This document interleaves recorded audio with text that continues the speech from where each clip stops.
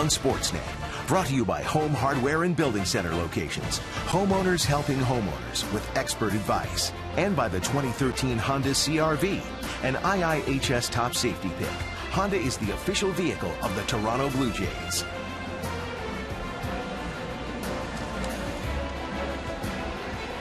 Welcome to Rogers Center. It is a spectacular night here in Toronto. The roof is wide open tonight. No threats of thunderstorms in the area. Walt Weiss's Rockies were shut out last night on just 5 hits. Now let's take a look at the Rockies lineup. The starting lineups are brought to you by Quaker Steak. Real, durable oil.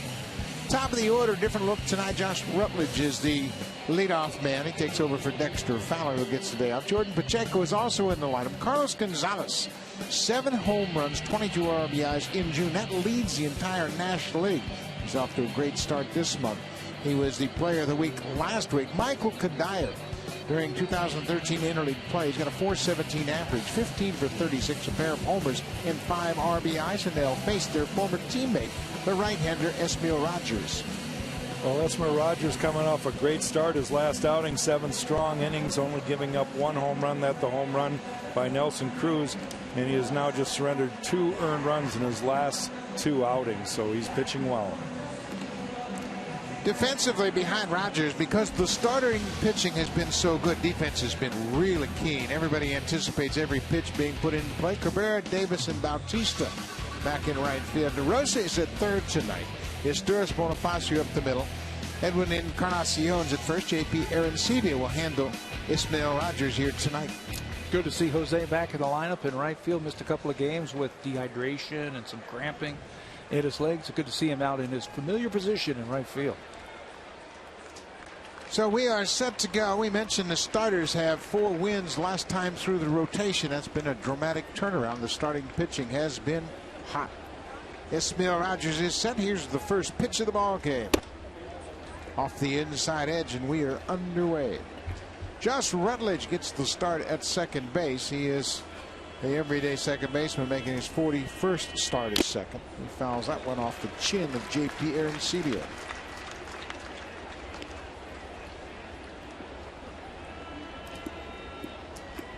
Rogers making his 4th start. This is his 26th career start. He is 1-0 in 3 games as a starter. Boy, that's been his bread and butter. Yeah. That pitch right there. There's that sinker that he has really kind of learned how to throw, and it's just a fastball, 2-seam fastball that he's able to get his hand on top of and just runs down and into right-handers. Very effective pitch. 1-2. Breaking ball hit on the ground. Esteuras behind the bag at second. In time, 1 down. Ismael Rogers, we mentioned he's making his 4th start of the season. ERA is good, opponent's batting average impressive, and the whip just over 1. He has really taken to this role. Well, no question. I think he's comfortable with it. I think in the bullpen, knowing that you might have to pitch every day, you don't get any kind of routine. And as a starter, knowing you have those 4 to 5 days off, depending on off days, I think it fits him well, and he's just really relishing this role right now. You know, I see more pitches. His ability to spin the breaking balls a little bit better. We've been talking about his 2-seam fastball where he's sinking it in on right-handers. Using his changeup, he might flip in a curveball every now and then. Out of the bullpen, it was 1 inning. Here it is. Let's go. Jordan Pacheco takes strike 2. Yeah, I think that's down in the zone. I think that's a good point you bring up, because in the bullpen, sometimes you're only facing 1 hitter. You might face a whole inning, but you might just face 1 hitter, and that hitter is not going to see everything you have. If you're exposing a weakness, say he doesn't hit the ball away, and you're just pounding fastballs away, where as a starter, you have to really, over the course of the game, show him everything. They showed him 3 strikes right there. Bottom of the zone. Phil Cuzzy getting what for from Jordan Pacheco, but Rogers has his first strikeout of the night. Pretty good pitch right there. You can see the grip. That ball is going to go straight down. Look at that thing. Good job by JP Arancibia, really, to catch that ball and hold it right there for the home plate umpire to see. JP got a little refresher course from Sal Fasano when the team was in Chicago, and I'm already seeing the benefits of it. He's done a better job of presenting the target and keeping that glove quiet. Carlos Gonzalez, tonight he's in left field. Gonzalez was the DH last night. He finished up 0 for 4, but maybe hit the hardest ball all night when he lined out to first base in the 8th inning. First pitch breaking ball. Isn't that funny? The Blue Jays get a blooper to win the ball game, and Gonzalez hits a rocket and doesn't have anything to show for it. Lynn made a great play at first, and it was hit to his glove side. He snared it for the out. Yeah, that's the beauty of baseball. You know, you can say, well, you got 4 hard hit balls, you go 0 for 4, and Historis ends up with 2 hits, broke up the no-hitter, and drives in the only runs of a ball game with a bloop over the shortstop's head. You know, during this winning streak, the breaks have finally started going the Blue Jays' way.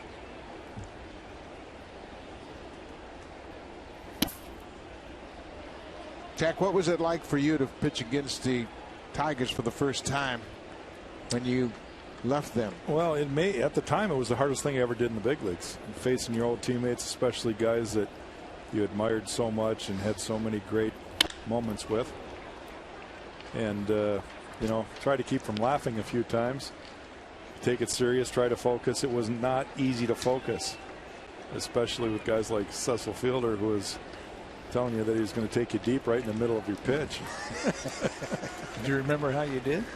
I threw him a changeup. I was trying to screw him into the ground, and I threw him a changeup that went about 50 miles an hour. He did screw into the ground, but the next time he had a rocket. 2-2 pitch, bouncing ball. Bonifacio has it. Quick inning for Esmail Rogers against his former team. The Blue Jays won 2-0 last night on 3 hits. Melky Cabrera will try to turn that around tonight, followed by Jose Bautista and Edwin Encarnacion batting .327 in interleague play.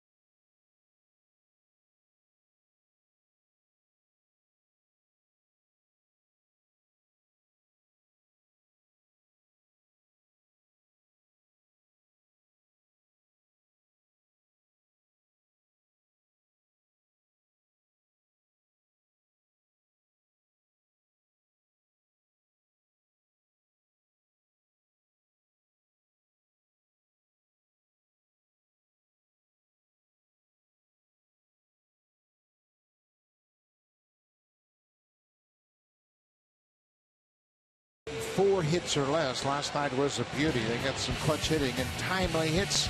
Top of the order, Melky Cabrera, Jose Bautista, Edwin Encarnacion. We mentioned his .327 batting average in interleague play, including 4 homers.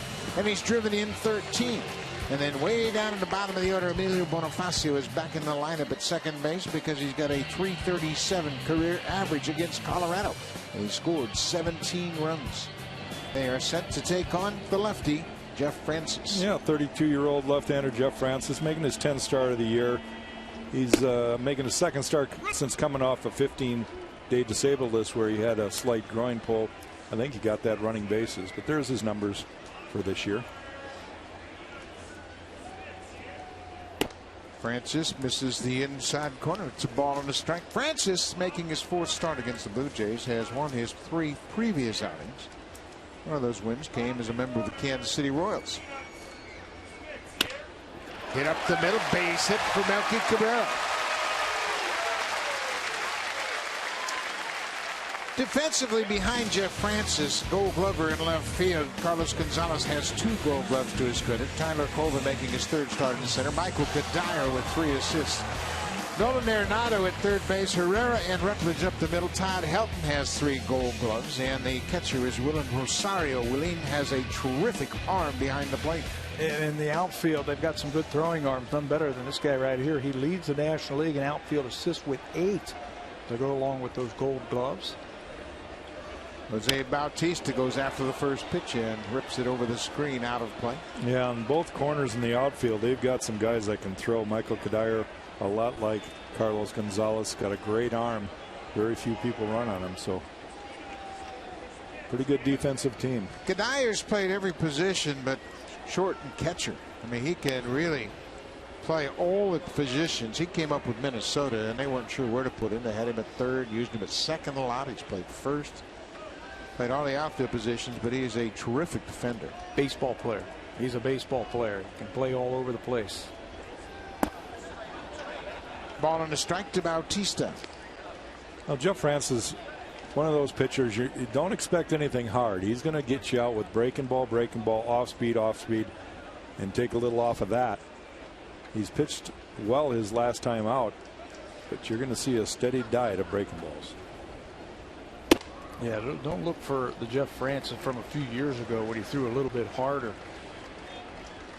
He'll drop that really slow curveball in on you. Well, Jose De La Rosa pitched very effective last night, basically showing the fastball but off the plate, and Francis is going to have that same kind of approach.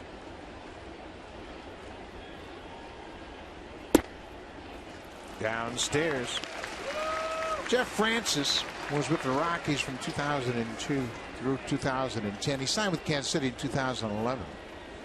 Then he signed a minor league contract with Cincinnati in 2012, and the Reds let him go in June, and Colorado re-signed him.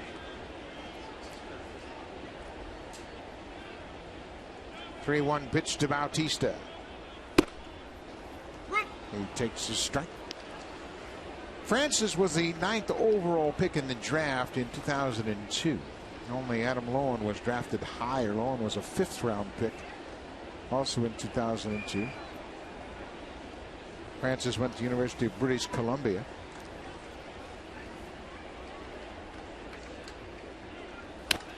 Foul back. Cabrera was on the move. Trying to stir it up early. The Blue Jays against Francis. He won't strike that many players out, so I think you can see the runners take off at first base in these types of situations. Stay out of the double play. Your percentages of the strike him out, throw him out go down. Full count. Cabrera with a modest lead. There he goes. Pitch to Bautista is a broken bat, little tapper back to the mound. Francis goes to first. Cabrera moves up. 1 out. Jeff Francis, we mentioned, he was the ace of the staff in 2007 during the World Series year. This year's career numbers. Through 2004 through 2007, 47 and 34. Then he had shoulder surgery in 2009, and it's been a rough road for him ever since. Yeah, he's one of those guys that, I look out there and see Jeff Francis, say he's been with this club forever. And yet he's only got 7+ years in the big leagues with Colorado. Those numbers, they don't look that different except in the win-loss column. They all look about the same. A whip of 1.4 and an ERA of 4.5 to 5.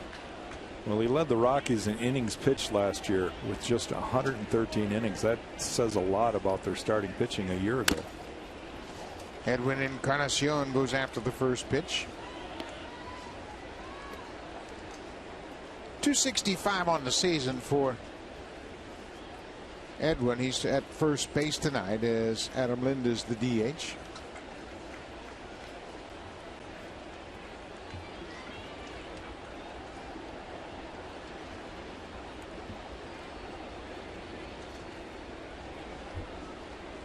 Blue Jays with a chance to score early. Cabrera at second. Driven deep to center field. On the run is Colvin. It's off the wall. Cabrera's coming around third. He's going to score. Encarnacion has a stand-up RBI double.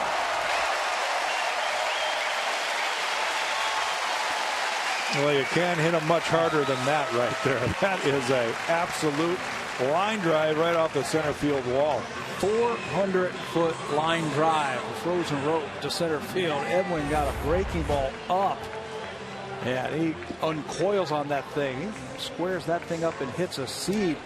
Good job by Melky Cabrera to redouble, and a good job by DeMarlo Hale, who is coaching third base tonight, to wave him home, aggressively scoring the game's first run. Encarnacion picks up his 56th RBI of the season. He's third in the American League in that department, and the Blue Jays have a 1-0 lead.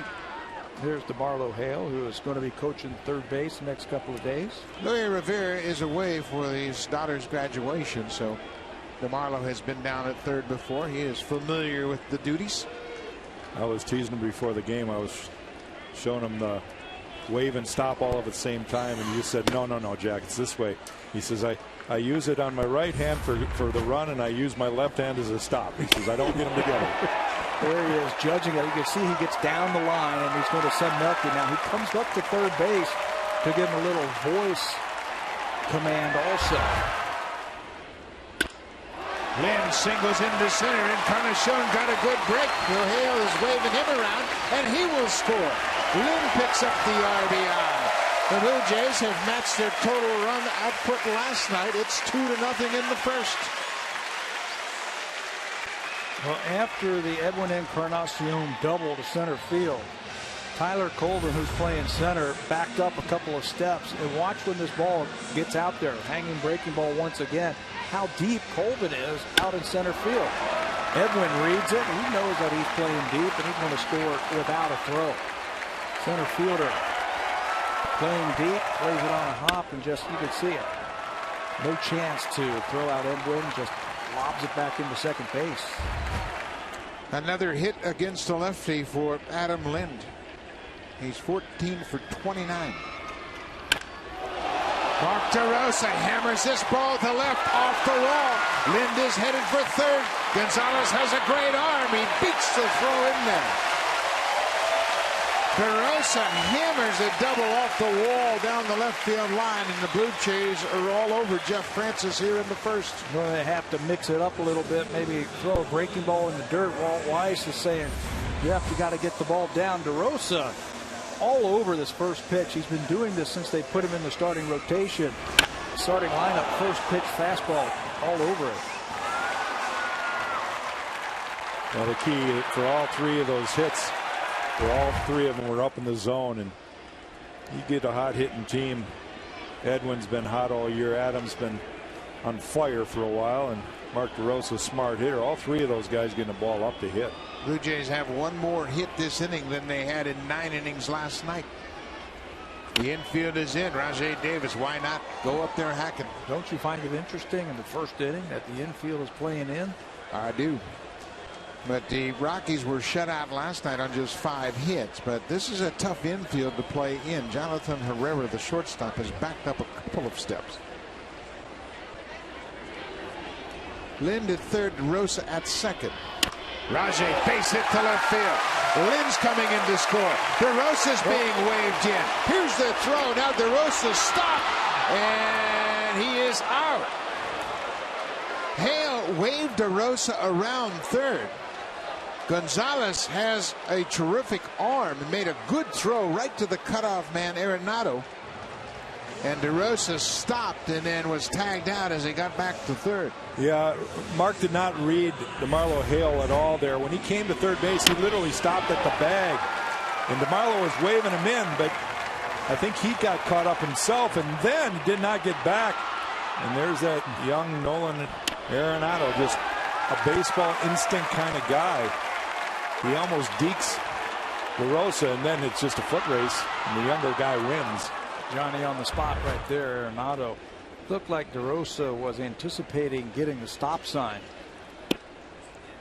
when he was coming around third base, as he explains his case right there to Mark Burley. And Arenado continues to impress. He's playing just his 46th big league game, and it looks like he's a 10-year veteran the way he moves around at third.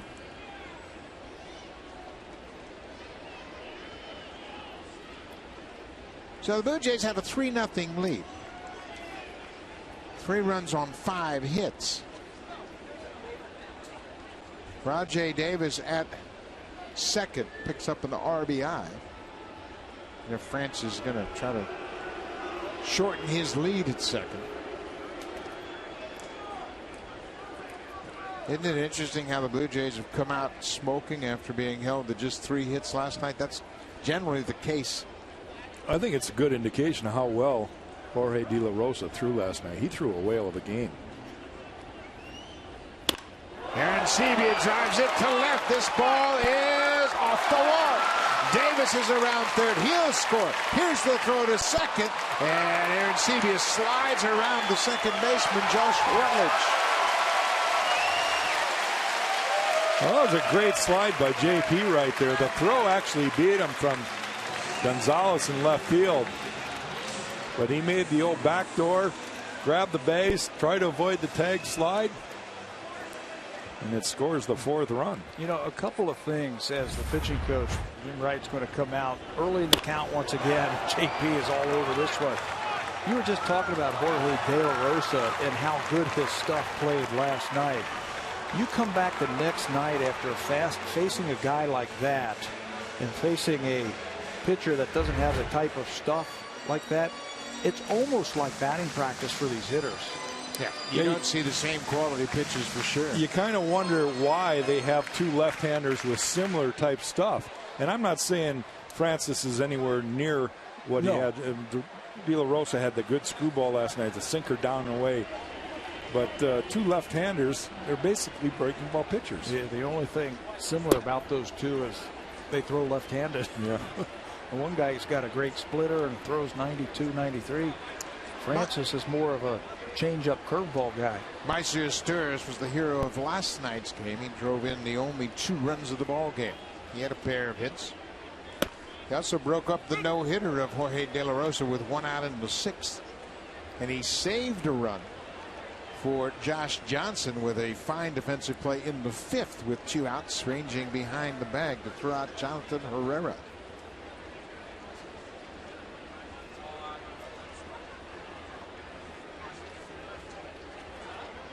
Ball and a strike to Meister Sturris. Downstairs. Jeff Francis, we mentioned he won his first 3 starts against the Blue Jays. He had held them to 5 earned runs in 19 innings pitched. Well, tonight he's allowed 4 earned runs in the 1st inning already. And there's another base runner at second. Esmail Rogers is enjoying what he's seen so far.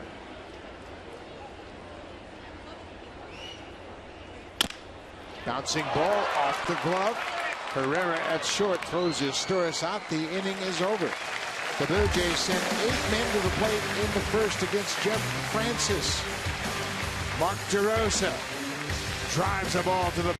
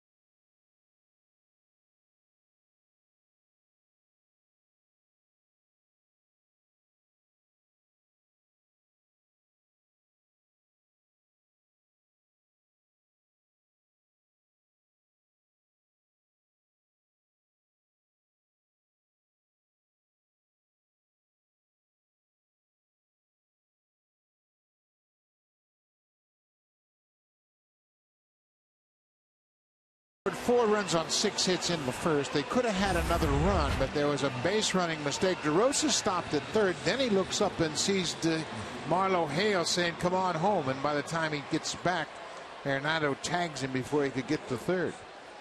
And they talk it over in the dugout a bit. He's saying, Carlos Gonzalez got 8 outfield assists out there. I cannot score a single to left field. And he was right. Marlo Hale. Can't do it when you stop, that's for sure. Yeah, once he stopped, he was dead. He should have just stayed right there. So Ismael Rogers has a big lead here in the first. What's he got to do to maintain his focus now? Well, that's the big key right now. You get a big lead early in a ball game. You've got to come out and try to make sure you put away that first hitter. At least throw him strikes. You got runs to work with. You don't want to walk or get behind like he has right there, 0-2 or 2-0. Make him hit the ball. Can you go to the mound and say, and really believe it's really 0-0 when you're up 4-0? I think you always know what the score is. I mean, if you're a baseball player, everybody knows what the score is. But you got to realize, look, I've got runs to work with right now, and therefore I do not want to walk anybody. Make them hit their way on. I think the biggest thing a pitcher has to do is just shoot for bigger parts of the plate. Yeah. Instead of shooting for the outer quarter, shoot for halves. You just have that much room to work with. Michael Kadire with the check swing foul. Here he hits a ground ball, and Encarnacion took a step toward it, and what a recovery. Oh, my. He took a step toward that ball as if he was going to play it, and then realized he had to hurry back. Bonifacio made a good throw. Right on the money at first, but Encarnacion did a great job. He's playing way off the first base, and Bonifacio does him a favor by bouncing the ball to him. That buys him a little more time.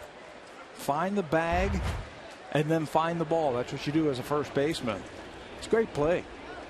On both ends, Bonifacio knew that Edwin wasn't going to be turned around, so he bounced it to give him that little split second more. 1 out. There's that big first out of the inning. There's that good power sinker that Ismael has basically learned 2 starts ago. And that was Pat Hankin who showed him out in the bullpen. And, you know, it's something that I remember the first time I learned my split finger forkball. And 2 starts later, I was using it in the game. And once I got it, it was like, oh boy, I have something special here. I think that's the same feeling he has with his little sinker. There's another broken Matt grounder to third. DeRosa airmails it. It's off the glove of Encarnacion. That is in the air, and I think both players were a little bit at fault. DeRosa reached back for a little extra, airmailed it. Encarnacion kind of stretched without really thinking it was going to stay up there, almost as if he said, well, I've got it, and then the ball took off on it. Well, credit first the runner for busting it down there. That's the catcher, Willeen Rosario, taking it quickly down there. And then DeRosa gets under this one just a little bit. Marked underneath the throw, and it sails on him, and Edwin trying to go up there and keep his foot on it. That case right there, he probably would have been better off jumping up, catching it, and hoping to come down before the runner gets to the bag. So it's an error on the third baseman, Mark DeRosa. That's his 4th error at third. Todd Helton takes one inside. Helton was 1 for 4 last night. He and Michael Kadire had back-to-back hits in the second. Was first and third, nobody out. Looked like Colorado was going to score, but Johnson stranded both base runners.